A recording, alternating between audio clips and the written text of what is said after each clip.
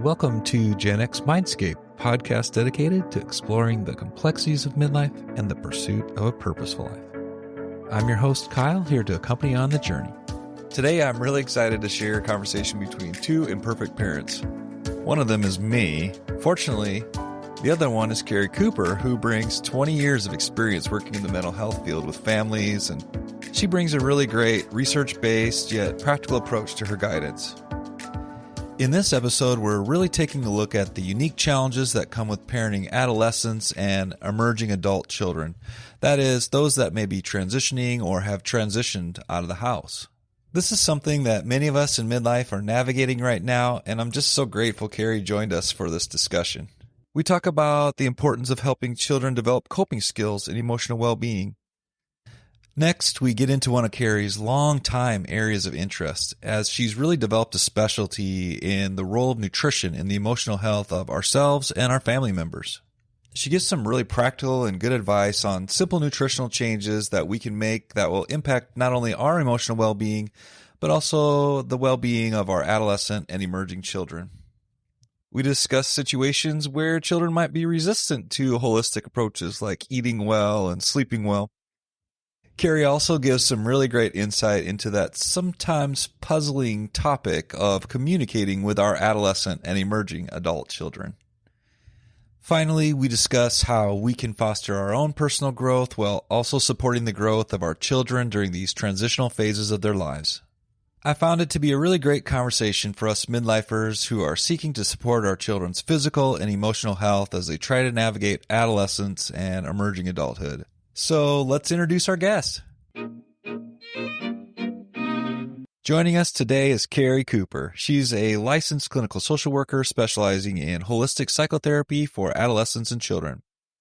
With extensive experience in helping teens navigate stress, anxiety, depression, and ADHD, Keri takes an integrated, solution-focused approach to empowering young individuals with the tools they need for a well-rounded and resilient life. Welcome to the show, Keri. So glad you're here.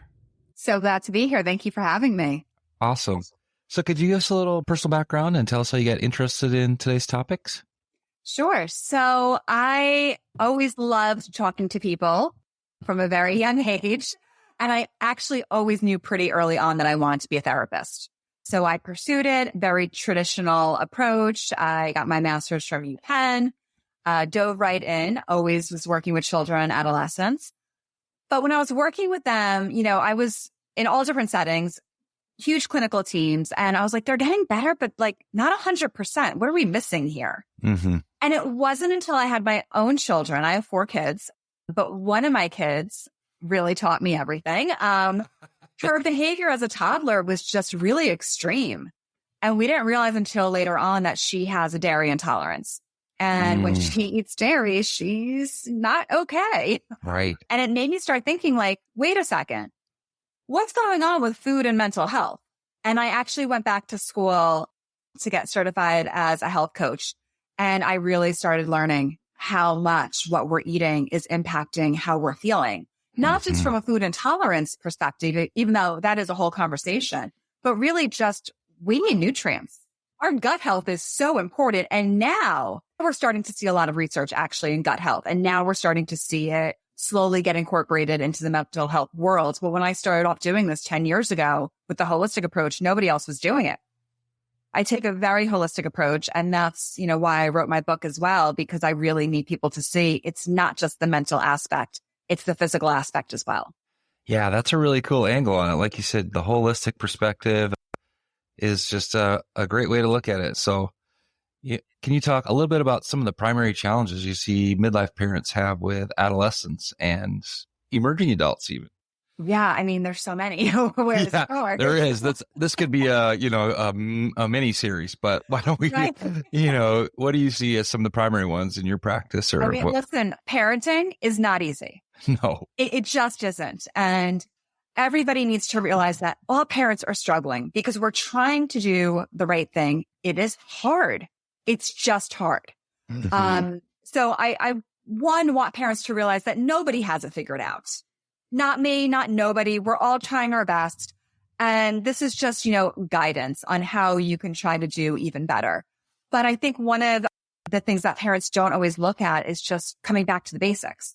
We're so concerned about the bigger picture, but let's get back and say, are they hydrated? Are your kids drinking water, which is so important in terms of their focus and keeping cells healthy. So I think that it's the basics that the parents are really forgetting at this point because they're just so overwhelmed with everything else they need to do. And it's a constant feeling of having to keep up with the Joneses, And I think that's making a lot of stress come onto these kids. They're so busy and the schedules are so busy and the parents are trying to keep up with these busy schedules. And I think that's the biggest thing I'm seeing right now with parents. They're trying to do everything they possibly can to help their kids. And really they're doing too much and harming their kids. Yeah. Right. Like you said, it's so challenging. Sounds like you're talking about kind of stacking the deck in their favor in terms of having those fundamentals, the nutrition and some of the holistic aspects in place. So can you talk a little bit here about how a holistic approach, especially with midlife, us midlife parents, that's kind of our niche here, can kind of meet these challenges that you're talking about? Yeah. Well, I always encourage parents to be doing the same thing that they're preaching to their kids. And okay, good point. As you say it's just like, well, yeah. But we need to hear it over and over, don't we? But we're not. Yeah. And as parents, as midlife parents, we are so stressed ourselves. We need to be engaging in self-care, which is exactly what I really talk to kids about. But the kids can't do it on their own. It really needs to be a family effort. And the parents, again, they need this. So when we talk about the physical elements of self-care and what that looks like, are the parents hydrated? Are you eating well? And that's a huge, topic of what do family dinners look like? Are there family dinners? So to make sure that you're incorporating healthy food on a daily basis, family dinners when you can. And the biggest thing I'm noticing with midlife parents, especially, I was out to dinner recently, a bunch of us, and I realized that all of my friends that I was out to dinner with, all these moms, have group chats at like 2 a.m. And I was like, wait a second, do none of you sleep? Nobody is sleeping. And our kids need to sleep and we need to sleep. Yeah, it seems crazy. What you're saying seems crazy, but it rings true. How did we get to this point? Where did this come from? I heard you say keeping up with the Joneses and having kids and activities. It sounds like in some ways good intentions, in some ways socialization, but how can we have a little bit more awareness of why it's this way? We've swung too much on the other side is what's happened. We have tried to do too much and we've become too overly involved, too overly scheduled. And we're not allowing our kids to problem solve on their own. We're not allowing them to develop their own self-confidence that they could problem solve on their own. And, unfortunately, when we are too involved, when they're younger, where does it stop? So if they're texting you during high school that they failed a test, what do you think is going to happen at college? And I have many college students that I work with that are texting their parents being like, I'm in an argument with my roommate. What do I say? You need to let them problem solve some of this.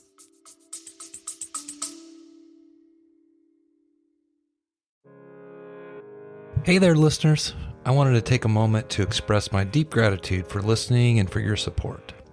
Today, I'm asking for a quick favor that won't cost you anything but would be very valuable to me, and that is, leave me a review.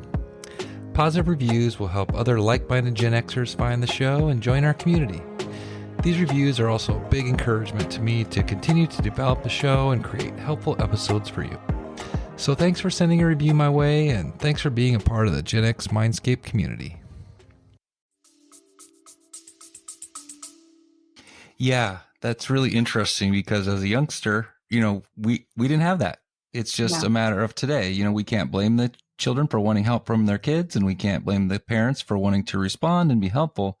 But there's a balance there. Like you say, how do kids develop good emotional well-being? Well, they solve some of their own problems, right?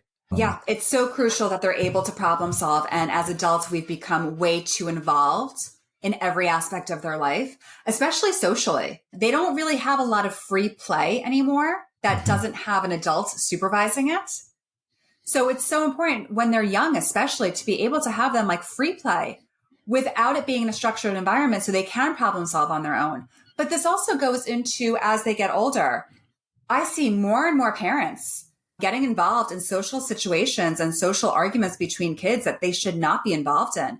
If nobody's life is in danger, if nothing is massively extreme, if there's no severe bullying, if they're just in an argument, you have to let them figure that out on their own. And they will. And it's going to be messy, but that's how they're learning. Yeah. Again, it's a long-term view that it is. As parents, we want the best. When we see our kids upset, we want to help. That's natural. When you see your child upset because maybe they weren't invited somewhere, it is very easy to want to call that other parent and be like, why wasn't my kid invited? And she's upset and this is wrong. And you can't do that. And the reality is your child will not always be invited somewhere, and they need to be able to learn to deal with those feelings. And that's okay. Yeah, again, I'm recognizing the technology here. Like back in the day, it was difficult for parents to either write each other a letter or call each other on the landline to discuss these things. Sometimes parents didn't have the availability to do that. And so as kids, we dealt with it a little bit more. And I think for me, it's helpful to remember, I felt that way. I felt that way when I was a kid. Yeah, we all feel that way, even as adults. Like you're going to be left out. Yep. And it's unrealistic for our kids to be spared from that. And so, like you said, if we think about that as a natural part of human growth and that it is a part of growth, it might be easier to kind of step back from that and let them solve that, which it sounds like you're advocating, which makes sense. That helps kids develop their emotional well-being and their coping skills. So Absolutely. That sounds like one strategy. What else would you say to parents that are wanting to build coping skills and emotional well-being in their kids? Yeah. Besides being able to problem solve on their own and develop their own self-esteem and self-confidence with that, they have to be able to deal with disappointment. They also need to be able to handle other negative emotions and just natural life consequences. As parents, we've kind of scooped in and stopped a lot of consequences from happening in their lives. And listen, if they don't study for a test and they fail, they fail. They should not then have their parents saying, oh, but they had a rough night or we didn't have time. Just let them fail the test. It's not the end of the world, and they're going to recover and they're going to learn for next time that they need to be, more engaged in their schoolwork. But when we're not allowing these kids to receive any type of consequences, it's a problem, because at some point in life, they're going to receive consequences. And that really is a win-win for everybody. Like the parents, when they take on every problem that the kids have, that's kind of making the problem worse for themselves, isn't it? It leaves less headspace and energy for the things that they need to accomplish. Absolutely. You get so stressed out by what's going on with your child. And listen, as parents, we're always going to feel upset when something is negative going on with our children. But we also need to take a step back and realize that so often they could solve it on their own, or they could just handle these feelings of being disappointed. We are dealing with adolescents and emerging adults that we all love, but we know that they're in a unique stage of their lives in terms of their social, emotional development and maturity. So sometimes I think kids can be resistant to some of these things that we're talking about from a holistic perspective, like sleep, eating well. How can parents navigate the situations when kids are resistant to those approaches? Right. So much of it is about modeling and educating. You cannot tell a kid at this point, you have to go to sleep at this time. I mean, it's just not going to happen. And you're going to get into battles for no reason at all. You're not going to win. I always tell parents, pick your battles very carefully. So what I tell parents is, talk to your child. Say, you know what? I've noticed that I'm not getting good sleep and I don't have patience the next day. And maybe you've noticed I don't have patience the next day. And I'm going to work on that. And I'm really going to prioritize my sleep. And I'm going to put my phone on Do Not Disturb. And I'm going to wind down earlier and really work on getting a solid 8 hours. Because you're modeling the behavior, you're educating them about it. And then they kind of can take it and run with it if they want. I do have a rule in my house, talk about pick your battles. This is one of my battles. You may not have electronics in your bedroom at night. They have to come out. Nothing good is happening on a phone at 2 a.m. And it's just disrupting their sleep. So that is one of the battles that I do pick. But it's also about, being able to say to your child when they come home saying they have a headache, oh, did you drink water? Because I know that could influence a headache. It's about sitting down and having family dinners together. All the research is showing family dinners, your child is less likely to be on drugs. your child is more likely to get better grades, you need to sit down and connect and have that healthy meal and have your children involved in the prepping of the meal. That's a life skill. They need to know how to cook. Have your child say like, what maybe they'll try. What will they maybe like? I know there's a lot of picky eaters out there. It used to be back in the day, like your parents would make like a meal. Mm-hmm. That's your meal. And I do encourage the one meal, but I do encourage trying to have elements in it that everybody may be okay with eating. And then they can kind of like pick apart the meal. I'm not a fan of like finish your plate, because your children really need to be able to listen to their own bodies about when they're full. Mm-hmm. But I am a big believer in encouraging one bite of a vegetable and explaining to them sometimes it takes 30 tries before you like a food. Yeah. Yeah. I love the long-term view you have here, Keri. That's exactly right. And speaking of long-term, I think I always need to hear it as often as I can about how nutrition impacts emotional well-being and how we can integrate this into our parenting approach. You've hinted at some of that. It's more than hinting, actually. But what else would you like our listeners to know about that? Yeah, the research that's going on now about gut health and mental health is really showing such a link. And 90% of our chemicals are actually made in our gut. So when we talk about kids not having the right chemicals to feel good and to deal with stress and anxiety, you have to go back to the gut. That's where they're made. And your child is not going to have the right chemicals if they're eating processed food that really has no nutrients. And the other issue with the processed food is that we're spiking the blood sugar constantly, and then we're coming crashing down. And it's not just about the sugar that they're ingesting. It's how this food is being broken down. It is broken down basically into just sugars. So incorporating protein into the diet is really important. Fruits and vegetables. And as a parent, again, like you need to model that and say, like, I notice that I'm crashing every afternoon. I need to incorporate protein. I'm going to start having this for breakfast, or I'm making a smoothie with, chia seeds and flax seeds, and who wants some?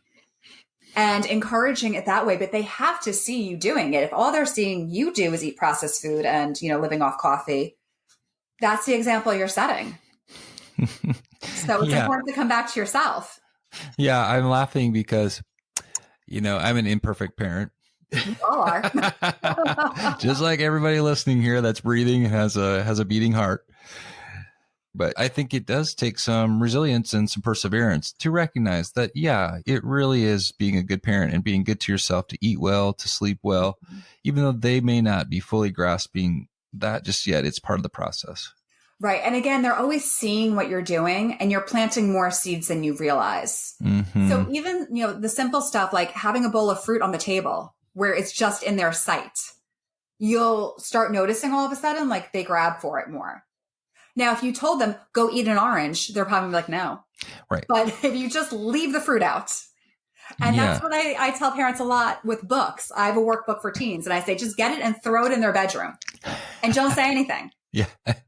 Lots of times, like I'll go to the library, get my kids' books, and I just throw them in the bedrooms. And then I'll notice like the book open to a different page. Mm-hmm. And don't comment on it. Just. That's right. That's right. And it is kind of just normalizing these types of behaviors, eating well, reading, sleeping well. And then I think that's part of the process too, of them discovering, oh, I feel better when this must be why my dad does it. Oh, it's normal, So well, that's the thing that's so interesting is that once they start doing this, they're like, oh, I get it. And a lot of times when kids are in my office, when it comes to hydration, especially, the way I get them to start drinking more water is by telling them the physical benefits, especially about, your skin's going to look healthier. Oh, you look better? Yeah. Right. Because that's what's important to them. Exactly. Oh, great stuff, Keri. Great stuff. And a lot of this is communication in a way. And I know that's another part of your holistic approach to parenting.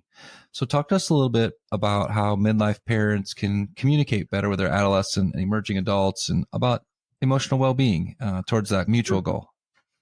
So in terms of communication, I think one of the most important things that parents need to do is to talk less and listen more. And it sounds so simple, but it's not. Mm-hmm. And kids, when they're in my office, that's what they complain about. They will say to me, when I try to talk to my parents, they try to problem solve it for me. And then I get frustrated, or they judge me and I get frustrated and then I shut down. If your child is constantly feeling judged in your communication, whether that be like, oh, you didn't, drink enough water today, or you're not eating healthy, when they're feeling judged, they're just going to shut down. So when you take it more from a, hey, you know what I'm doing for myself? Or, hey, you know what I learned today? And just kind of like throwing it out there without directing it so much to them, that's when they'll take it in more. Because our defenses aren't up. When we're feeling attacked, we're not going to hear what somebody is saying. And teenagers feel attacked very easily. So that's important to understand as a parent. The moment we say something, they take it kind of the wrong way a lot. So to try to focus not on them so much, but just on what we're learning, our process, our education, and letting it sit. Yeah, again, it really is short term versus long term. I think some parents in our busy lives, we just like, okay, I'm going to tell it and it makes sense and they're going to hear it, and just hoping that that'll make the change. But as you're saying, and probably as most of us have experienced, it doesn't work that way. I'd like to talk a little bit more about communication in terms of strategies or main things for us to focus on. We can't change everything, but main things that really make a difference as we try to stay connected with our children in these phases. One thing I know is big for you is boundaries. That's a thing we talk about a lot, but it still can't be heard enough. So could you talk about that and then other communication strategies that parents could use? Well, in terms of boundaries, our children are not us. They are their own human beings. We need to respect that, and we need to respect their own boundaries as well. This thought process of like, well, I'm the parent, and if I want to talk to them, they need to talk to me now is not helpful. It's about respecting their boundaries, respecting them as a human being. Many times as a parent, we're so excited to see our kids after school. We're like, tell me all about your day. How is everything? And they're just like, oh my gosh, just stop. And it's not because they don't want to talk to you. It's because they are overwhelmed from their own day. They need a moment to shake it off and to kind of, reprocess. So allowing them to have those boundaries. We want our children to be able to say no to somebody. We want our child to be able to say like, no, I need to put myself first. So we need to respect that in them. We need to respect that they may need an hour after school of just, we're not going to see them until they're ready to come down and then talk to us. And that's okay. It's not all about us. We need to respect them. Yeah, exactly. It's something I'm not great at just yet, but I think it's helpful for me to be more of a being parent than an action parent, like to have that perfect plan tonight and to have fun and for us to have a great conversation. Sometimes it's counterintuitive, but it's better if I'm there. I've supplied a nutritional meal. We can talk. If you need space, cool. And that, I feel like it sounds like lower expectations of a parent, but really I feel like actually counterintuitively works differently than, being the actor. Does. It's like the less we talk, the more they're willing to talk to us. And you can always, throw out guidance in the conversation, but never, this is what you need to do. Or why didn't you do it this way? It could always be like, oh, when I went through something like that, this is kind of how I handled it. And this was my thought process behind that. Yeah, it's a lot of modeling and honoring the child's ability to figure out what works for them, what is working in their life. And that's a more internalized and long lasting form of development. And that's actually a really, good point that you bring up is that they are their own person. So the way we do something is not going to be the way they do something. And that doesn't mean it's wrong. We're all different human beings. Some of us are more talkative than others, and that's okay. We all express love in our own ways. Some kids are huggers. Some kids are not huggers. And they're all allowed to have their own individual identity. Great stuff, Keri. I've really enjoyed this so far, and so I really kind of want to get some key takeaways and finding resources for those parents that want to find more. So you have so much great experience and I love your perspective on this. And I'm going to ask you a really difficult question. If you had one take-home message for our midlife listeners, what would that be? Oh, it's so hard to do one take-home message, but I am going to do it. You can cheat. As a take-home message, I'm going to tell you this. As parents, you need to be engaged in self-care. it really makes everything in the house run better. That is being a good parent, is taking your own self-care.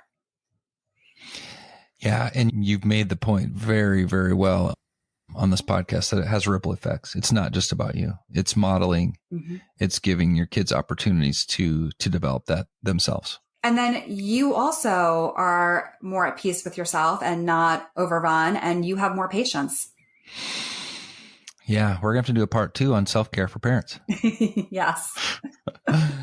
This has been great, Keri. What other resources, what would you recommend for those that want to dive into a little bit more of what we've been talking about? So I am a huge reader of the subject of mental health. I actually really enjoy it. So I have taken everything that I've read and everything I've experienced in 20 years and put them into 2 books. So they're available on Amazon. One is Mental Health Uncensored, 10 Foundations Every Parent Needs to Know. And cool. The other one is a workbook for teens, and it's Mental Health Uncensored, 10 Foundations Every Teen Needs to Know. And they can take it through their own steps at their own pace and incorporate all of these principles into their own life. Awesome. Yeah. And I'll put the links in the description here. And and you have a website I'll link to too? I do. It's Keri Cooper Holistic Therapy, and Keri is Keri. Okay. Awesome. There's always more to learn, and I love your perspective on this, Keri. So this has been really great. I just really have enjoyed this conversation. I found it really practical, down to earth, and yet based on science and honoring yourself and honoring your children. So thank you so much for taking the time to do this and all that you do. Thank you so much for having me. I'm so glad you made it to the end of this conversation with Keri, and I hope it gave you some insights and strategies that you can use to build a healthier foundation for your family. I know personally I'm trying to continue to make small changes that can make a big difference in the long run. And also, thanks so much for listening today. It really gives me great joy you made it this far into the episode. So until next time, keep exploring, stay curious, and stay true to yourself.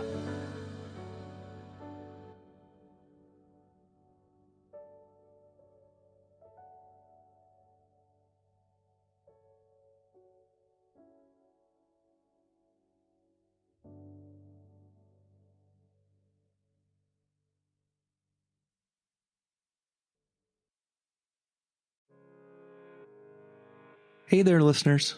I just wanted to take a moment to express my heartfelt gratitude for listening to this podcast. Your support and feedback keep me motivated to continue growing and crafting episodes that are meaningful and helpful for you on your journey. That's why I'm inviting you to join our Gen X Mindscape community page on Facebook. It's a great space to share your feedback on the show, suggest future episode topics, or simply connect with fellow listeners. Also, don't hesitate to leave me a voice message over at genxmindscape.com by clicking on Leave a Voice Message at the top of the page. Whether you choose to remain anonymous or provide your name and email, it's entirely up to you. Once again, thanks so much for listening. I'm definitely looking forward to hearing from you.